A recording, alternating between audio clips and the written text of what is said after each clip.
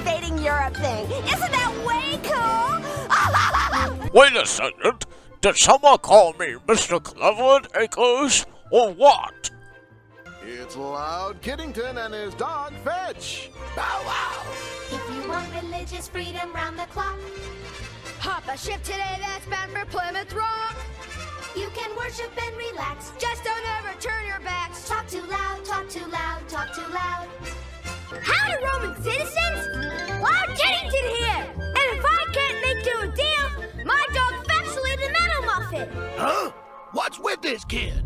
Yes, sirree! You too can enjoy vacation living at its finest in the Roman Empire's favorite resort, Pompeii! Oh, I'm not his. Get out of here. I'm trying to win an election. That doesn't mean that Disney. So be it. That is exactly what we want to know, sir. Isn't he dreamy in a military kind of way? Audience, how about a big hand for my way cool guest? See? Isn't this just about the most fun you can have on a beach without a bag of marshmallows? Way cool! It's seaside living paradise with plenty of sunshine and fresh air. You should have seen the one that got away. It's true, I tell you. It was yay long. Had to be a 20-pounder for sure. But even stranger than those is the coincidence between President Abraham Lincoln and the scientist Charles Darwin, who promoted the concept that man evolved from apes. Don't let it. My next sound is not for you and Count Kiddington. Now please get out of here at once. Well, what do you say, big guy? Is it a sale? Tell him, Loud Kiddington. So come on up to Klondike Acres and strike it rich before it's too late.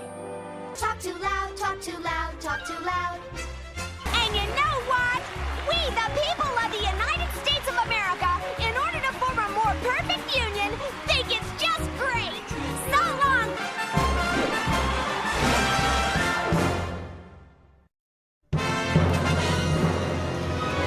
France, June 6, 1944. The Allied invasion of Nazi-occupied Europe. This assault was directed by General Dwight D. Eisenhower from his headquarters back in Portsmouth, England.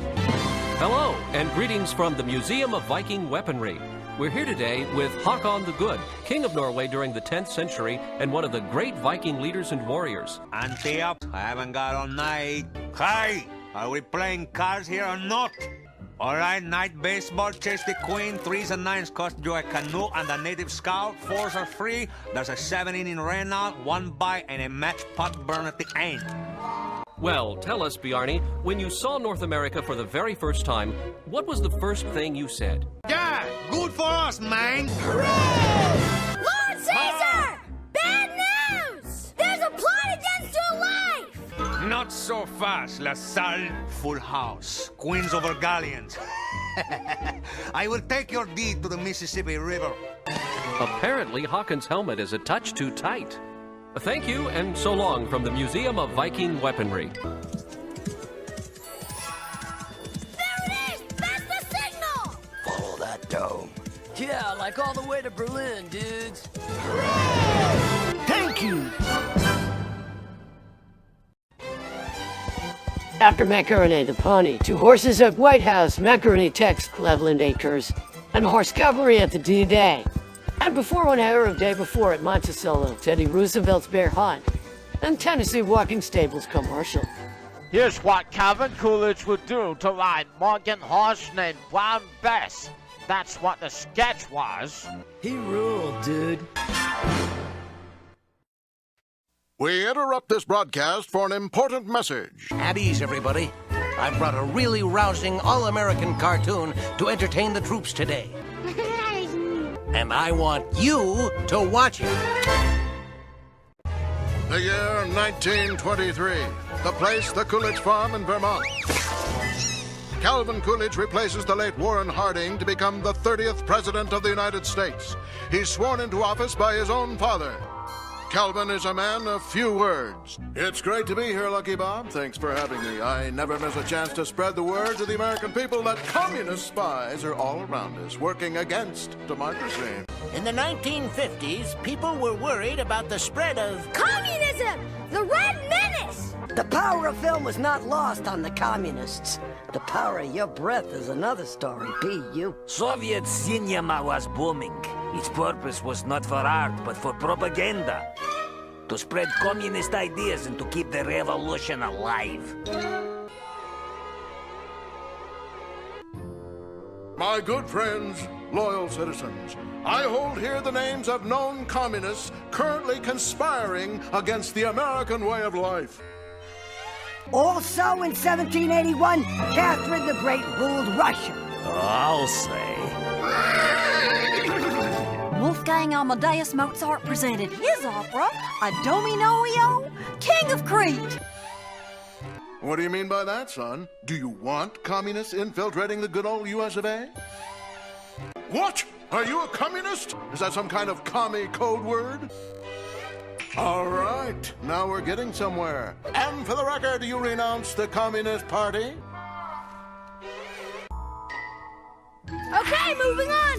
Oh, you're gonna love this one. Teddy Roosevelt's charging up San Juan Hill, and Fetch keeps bringing him a tennis ball.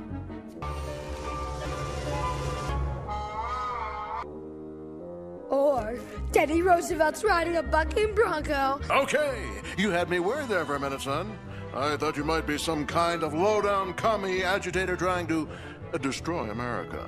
After the death of the communist leader Lenin in 1924, Joseph Stalin, the general secretary of the party's Central Committee, crushed all of his rivals and became supreme dictator of the Soviet Union.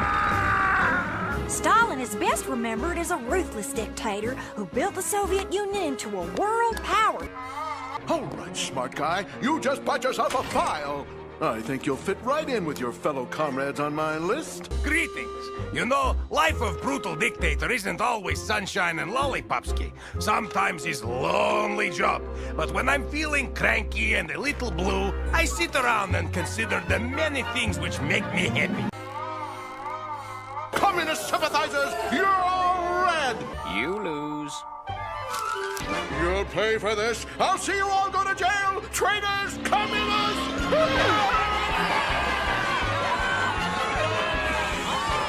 That's the end of next week. Pepper's Pep Rally.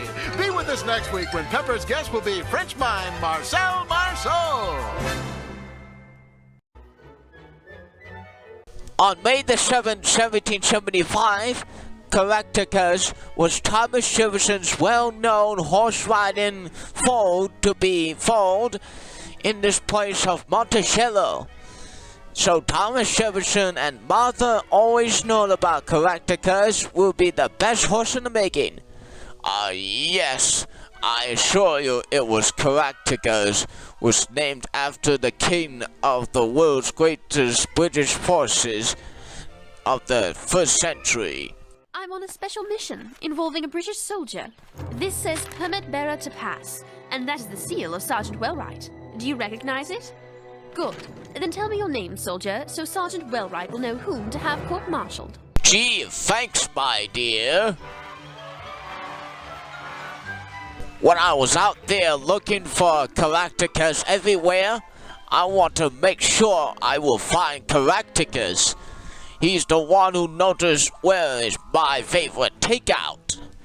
And when I have 2 of these, I will have 2 of them all. And here's your host, Loud Kiddington. When you need a piece of burden, talk to Loud. Of only animals and some fruit! He will yell until he's blue. Then I'll make a deal with you! Talk to Loud, talk to Loud, talk to Loud. Hey folks, Loud Kiddington here! And just when you thought your Stone Age life couldn't get any better, along comes giant year-end beast of burden blowout! Check out these savings! Here's a nifty model! Take a test ride on the all-new Lipizzaner! No, not enough punch. Or for rugged terrain, try on 4x4 all-weather oxen! Now that hurt! Or for something even tougher, we can fix you up with your very own Teamsters! Oh, you silly. Here, let me read it. Well, maybe I can interest you in this! Well, now, Kiddington, it's a deal. You got a deal. I'll take care of Caractacus. anything will be fine. Talk too loud, talk too loud, talk too loud. Y'all come back now, you hear? Bow wow! Not only did Lewis and Clark explore the Louisiana Territory, folks, they mapped an overland route to the Pacific Ocean. We gained what we wanted.